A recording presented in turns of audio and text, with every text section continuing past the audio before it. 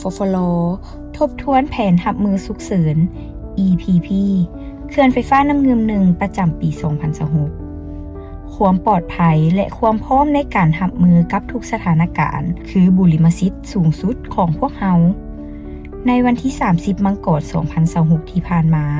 อยู่ที่สโมสรเขื่อนไฟฟ้าน้ำเงิม1เมืองแก้วอุดมแขวงเวียงจันทน์เขื่อนไฟฟ้าน้ำเงิม1ได้จัดกองประชุมครั้งสำคัญเพื่อเผยแพร่แผนรับมือฉุกเฉินหรือ EPP ประจำปี 2026 กองประชุมในครั้งนี้เป็นการร่วมตัวของหลายภาคส่วนทั้งขั้นศูนย์กลางและท้องถิ่นเพื่อร่วมกันทบทวนและเกี่ยมความพร้อมในการจัดตั้งปฏิบัติตัวจริงโดยมีทานดาวเวียงสุนันทราชห้องผู้อำนวยการใหญ่ผฟฟลร่วมเป็นประธานในพิธีเปิดและพิธีปิดกองประชุม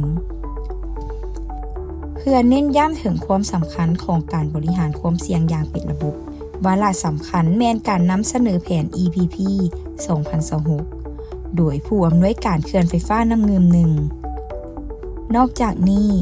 ยังมีกิจกรรมกลุ่มเพื่อแลกเปลี่ยนความรู้ใน5หัวข้อหลักนับตั้งแต่การกำหนดระดับเหตุฉุกเฉินขั้นตอนการแจ้งเตือน4ระดับพร้อมด้วยภาระบทบาทของแต่ละภาคส่วนเพื่อสร้างความมั่นใจและความลื่นเคย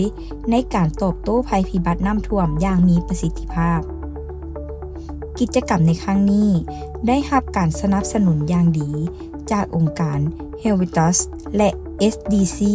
ต่างหน้ารัฐบาลสวิตเซอร์แลนด์ภายใต้การร่วมมือกับกรมพลังงานเพื่อยกระดับมาตรฐานความปลอดภัยเขื่อนในลาว